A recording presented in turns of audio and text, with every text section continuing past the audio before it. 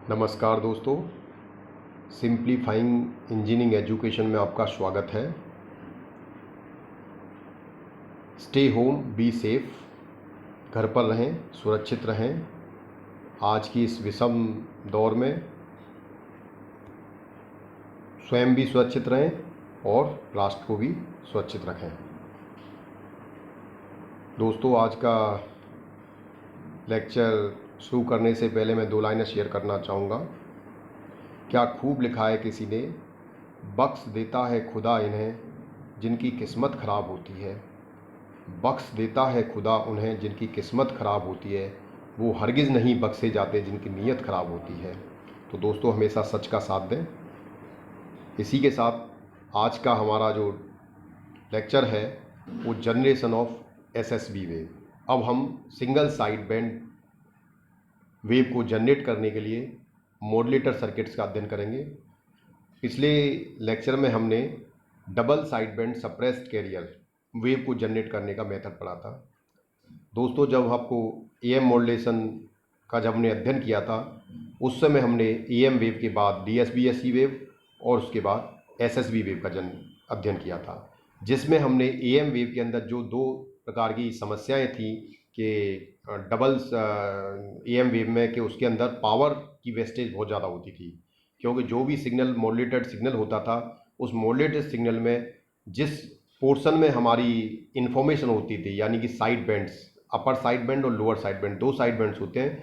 जिन side band में information होती थी उसमें हमारी टोटल पावर का केवल 33.3% ही यूटिलाइज होता था।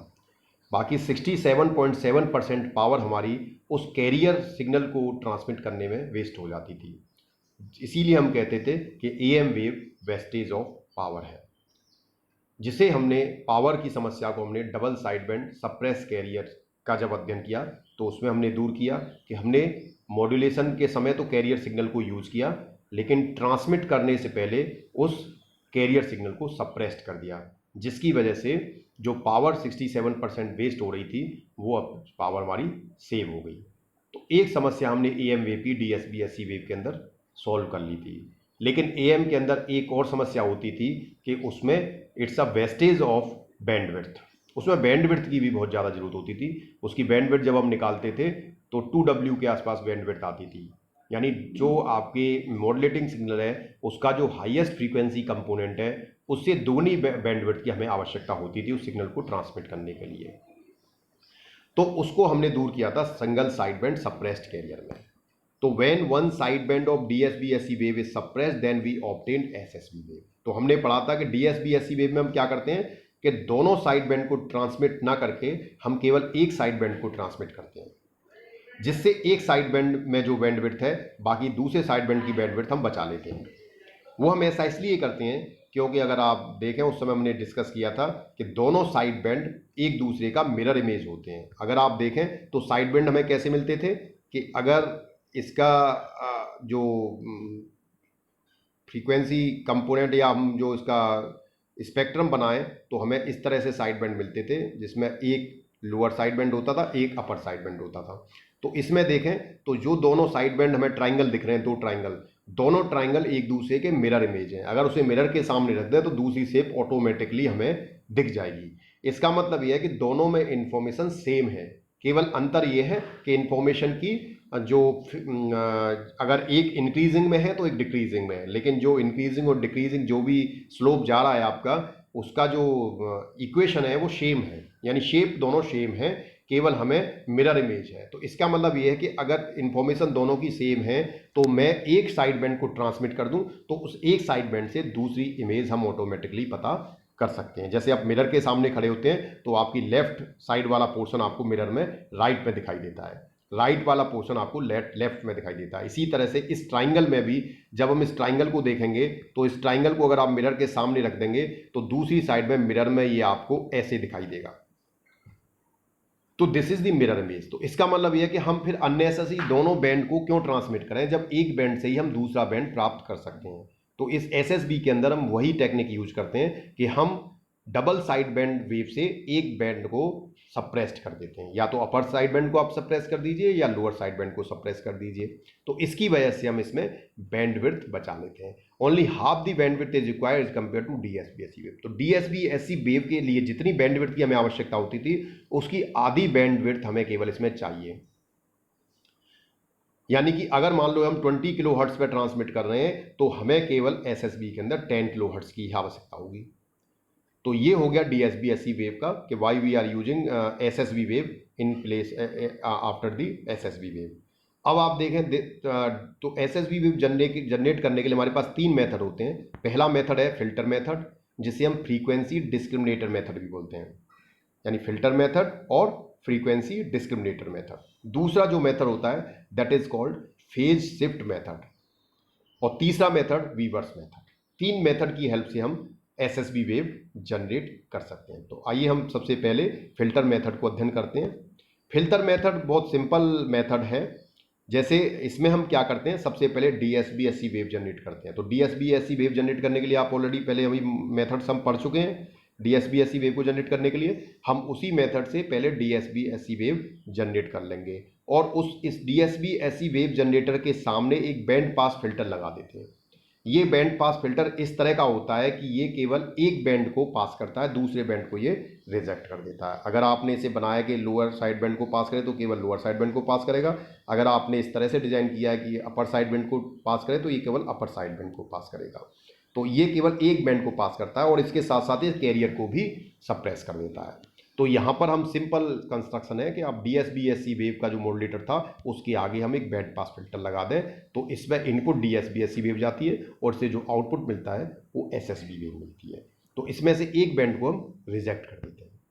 Limitations of the filter methods, this is a simple method but if the highest frequency component of LSB is closer to the lowest frequency component USB.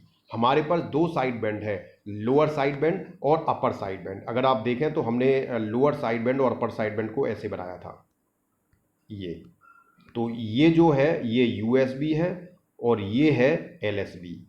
तो इस अपर साइड बैंड की lower frequency कौन सी हो गई, ये जो स्ट्रेट लाइन दिख रही है आपको पर वर्टिकल लाइन दिख रही है, और लोअर साइड बैंड की हाईएस्ट फ्रीक्वेंसी कंपोनेंट कौन सा है, ये अपर साइड जो आपको स्ट्रेट लाइन है यहीं पर है। तो दोनों की जो फ्रीक्वेंसी यानी अपर साइड बैंड की लोअर फ्रीक्वेंसी और लोअर साइड बैंड की अपर फ्रीक्वेंसी, अगर इन दोनों फ्रीक्वेंसी के अंदर अंतर बहुत कम होता है, बहुत ज़्यादा एक दूसरे के नियर बाई होती हैं, तो दोनों को सेपरेट करना आसान नहीं होता है। तो frequency separation between LSB and USB is very less. यानी कि जो एलएसबी की हाईएस्ट फ्रीक्वेंसी कंपोनेंट और यूएसबी का लोएस्ट फ्रीक्वेंसी कंपोनेंट के अंदर अंतर बहुत कम होता है। इसीलिए फिल्टर के द्वारा उनको सेपरेट करना आसान नहीं होता। मान लीजिए अगर कोई फिल्टर है उसको 4.5 किलो हर्ट्ज की फ्रीक्वेंसी को पास करना है और 5 किलो हर्ट्ज से ऊपर की फ्रीक्वेंसी को उसे रिजेक्ट करना है, तो उसे एग्जैक्ट 5 पे अगर वो कट कर देगा तो जो हाईएस्ट फ्रीक्वेंसी कंपोनेंट जो उसे पास करना है वो अगर 5 किलो हर्ट्ज एग्जैक्ट हुआ और उधर जिसको रिजेक्ट करना है उसका लोएस्ट कंपोनेंट 5 किलो हर्ट्ज हुआ, तो वहाँ पर दिक्कत हो जाएगी कि वो किसको पास करे किसको रिजेक्ट करे। तो दोनों के अंदर सेपरेट अंतर होना चाहिए। अगर एक 5 किलो हर्ट्ज है तो मान लीजिए उससे कुछ डिफरेंस होना चाहिए उसके अंदर। तो the frequency separation between LSB and USB must be greater than the twice of lowest frequency component of the MT. तो ये भी एक निश्चित है कि कितना अंतर उसमें होना चाहिए। तो जो मॉड्यूलेटिंग सिग्नल है, मॉड्यूलेटिंग सिग्नल में जो मिनिमम फ्रीक्वेंसी कंपोनेंट, सबसे छोटा जो फ्रीक्वेंसी कंपोनेंट है उसके दोगुने के बराबर अंतर होना चाहिए। अगर मान लीजिए किसी मॉड्यूलेटिंग सिग्नल में 1 किलो हर्ट्ज फ्रीक्वेंसी सबसे मिनिमम फ्रीक्वेंसी है तो हमें उसका दुगना यानी 2 किलो हर्ट्ज फ्रीक्वेंसी का अंतर आपके अपर side band lower side band की लोएस्ट और हाईएस्ट फ्रीक्वेंसी में होना चाहिए। जैसे कि अगर एक की फ्रीक्वेंसी 5 किलो हर्ट्ज की है तो दूसरे की फ्रीक्वेंसी 5.02 किलो हर्ट्ज की होनी चाहिए, 5.2 किलो हर्ट्ज की होनी चाहिए, 5.2 किलो हर्ट्ज की होनी चाहिए। तो 0.1 किलो हर्ट्ज का आते हैं ये अंतर है। तो 52 किलो हर्ट्ज पे यानी कि 2 किलो हर्ट्ज का अंतर है। तो पहला अगर 5 किलो हर्ट्ज है और 5 किलो हर्ट्ज है तो 50 किलो हर्ट्ज है मान लीजिए, तो 52 किलो हर्ट्ज का दूसरा होना चाहिए आपका अपर साइड बैंड। तो ये अंतर आपका प्रॉपर होना चाहिए, ठीक है, तभी वो उसको प्रॉपर कट कर पाएगा। If the required carrier frequency is very large and modulating frequency is very less, अगर हम जिस कैरियर फ्रीक्वेंसी पर सिग्नल को मॉड्यूलेट कर रहे हैं उसकी फ्रीक्वेंसी बहुत ज़्यादा है और जिस मॉड्यूलेटिंग सिग्नल को हम मॉड्यूलेट कर रहे हैं उसकी फ्रीक्वेंसी बहुत कम है, तो ये वर्चुअली इम्पॉसिबल हो जाता है फिल्टर के द्वारा कि एक साइड बैंड को सप्रेस करना, एक साइड बैंड को रिजेक्ट करना। It's not easy task. This problem can be solve with the use of repeated filter.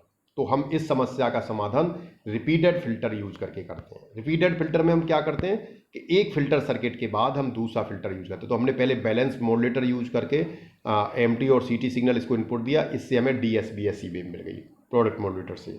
इस डीएसबी एससी वेव को हमने बैंड पास फिल्टर को दे दिया जो इसमें से डबल साइड बैंड में से एक साइड बैंड को पास करेगा।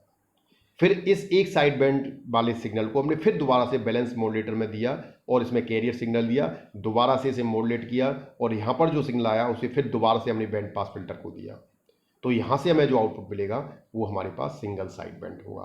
तो इस तरह से रिपीटेड फिल्टर हम लगा देते हैं। अब ये 2 स्टेप में भी हो सकता है, 3 स्टेप में भी, 3 स्टेज में भी हो सकता है, डिपेंड करता है कि हमें किस तरह की एक्यूरेसी चाहिए। Advantage and disadvantage of filter method. Advantages यही है कि बहुत सिंपल सर्किट है, सिंपल, आपको जो डीएसबी एससी मॉड्यूलेटर उसके आगे एक फिल्टर लगाना है बस।